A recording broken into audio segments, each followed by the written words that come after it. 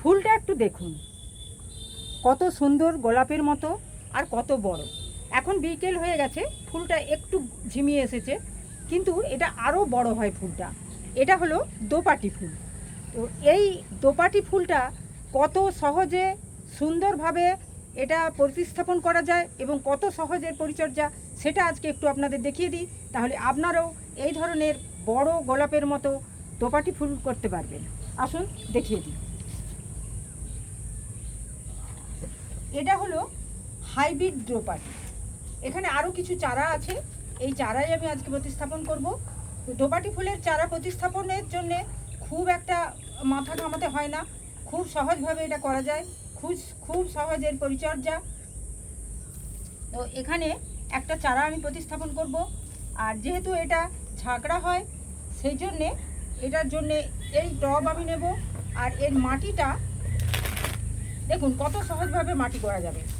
এটার যদি আপনি পুরানো মাটি নেন, বাগানের মাটি ফেলে তো দেওয়া যায় না, পুরানো বাগানের মাটিকে একটু শুকনো ঝরঝরে করে একেবারে রোদে শুকনো নিয়ে নিতে হবে, যাতে রোগ জীবাণু কিছু না থাকে। আর এর সাথে বালি মেশানো আছে, বালি টালি সবই মেশানো আছে। যদি নতুন মাটি হয়, তাহলে একেবারে 40% আপনাকে বালি মিশিয়ে নিতে হবে, আর বাকিটা গোবর সার বা ভার্মি কম্পোস্ট যা হোক মিশিয়ে নেবেন। তো এখানে আমার পুরানো মাটির সাথে আমি এখানে মিশিয়ে দেব বেশ কিছুটা গোবর সার, পুরানো, এটা 1 বছরেরও বেশি পুরানো গোবর সার, আর কিছুটা ভার্মি কম্পোস্টও আমি দেবো এতে। আর লাগবে, যেহেতু বর্ষাকাল, বৃষ্টি হবে, এ গাছ বৃষ্টি একটু খাবে, তাই এতে কিছুটা নিম খোল আমি মিশিয়ে দিলাম। আর যদি আপনার কাছে থাকে মিশ্র জৈব সার, তাহলে কিছুটা মিশ্র জৈব সার দিয়ে দেবেন। নাহলে আপনার এই যে নিম খোল আর এই গোবর সার, ভার্মি কম্পোস্টে এই গাছটা অনায়াসে লাগানো হয়ে যাবে, আর কিছুই লাগবে না এতে। তো আর এই যে টব, এটা যেহেতু গাছটা ঝাঁকড়া হয়, সেহেতু আমি এই টবটা নিচ্ছি। আর এই টবের অসংখ্য ছিদ্র আছে, এই ছিদ্রটা বন্ধ করার জন্যে আপনারা যা খুশি দিতে পারেন। এতে কাঁকর বালি দিতে পারেন, আবার আপনার ওই থার্মোকলের যে টুকরো সেগুলোও দিতে পারেন, ইটের গুঁচি দিতে পারেন। আমি এখানে কিছু পাতা, আর দেখুন পেঁয়াজের খোসা, কিছু পাতা, ধানের চিটে, এই সব মিশিয়ে আছে। আমি এগুলোই একটু দিয়ে এর ছিদ্রটা বন্ধ করে দেব। পেঁয়াজের খোসাতে একটা আলাদা একটা পাবে, মানে নিউট্রিশন পাবে এতে। তারপর আমি এটা ধানের চিটেটা দিলাম, এটা খুব সহজে জল নিকাশিটা এর হয়ে যাবে। আর এবার এই মাটিটা কিছুটা এতে দিয়ে দেবো। এইসব সাধারণ গাছগুলো আমরা যদি করি, যারা বাগান করেন তারা সমস্ত গাছের প্রতি তাদের নজর থাকবে, সমস্ত গাছ তারা করার ইচ্ছা তাদের হবে।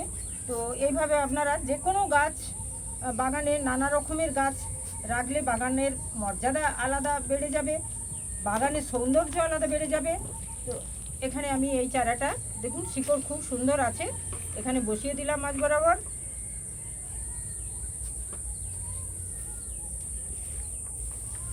আর এটা দিয়ে পূরণ করে দিচ্ছি।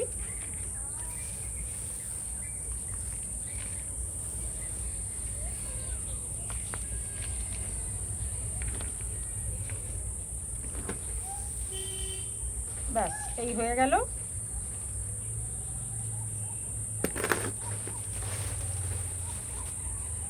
এবার এতে জলটা দিয়ে দিলাম।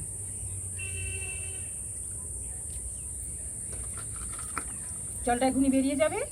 আর এইবার এই যে এগুলো তো হাইব্রিড দোপাটি, আর এখন তো প্রচণ্ড রোদের তাপ, তো এই রোদের তাপ থেকে এটাকে একটু সরিয়ে রাখতে হবে। এমনিতে সমস্ত গাছই এই রোদের থেকে সরিয়ে রাখা হয়েছে, তাই এই ছোট ছোট গাছগুলো নরম গাছ, নরম কাণ্ডের গাছ, এগুলোকে সরিয়ে রাখতেই হবে। আর খুব রোদে আর খুব অতিরিক্ত বৃষ্টি, যখন 2 দিন 3 দিন বৃষ্টি হবে, তখন এটাকে সরিয়ে রাখতে পারেন। না হলে অল্প একটু আদ্র বৃষ্টিতে এর কোনো ক্ষতি হবে না। আর একটু জল লাগবে।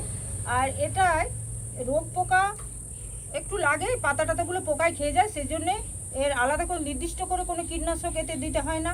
যে কোনো কীটনাশক আপনার বাড়িতে থাকবে সেই কীটনাশকই এতে দিয়ে দিলেই হবে। তবে কীটনাশক একটু লাগবে, কারণ এই পোকাতে এই পাতাগুলোকে খেয়ে যায়। আর ফ্যাঙ্গিসাইড, যেহেতু এটা হাইব্রিড গাছ, সেই জন্য একটু ফ্যাঙ্গিসাইড আপনাকে দিতেই হবে এতে। বর্ষার সময় বৃষ্টি খেলে একটু ফ্যাঙ্গিসাইড দিতে হবে। আর বিশেষ কোনো পরিচর্যা নেই, এটা অল্প হালকা ছায়াযুক্ত জায়গাতে আপনি রাখতে পারেন।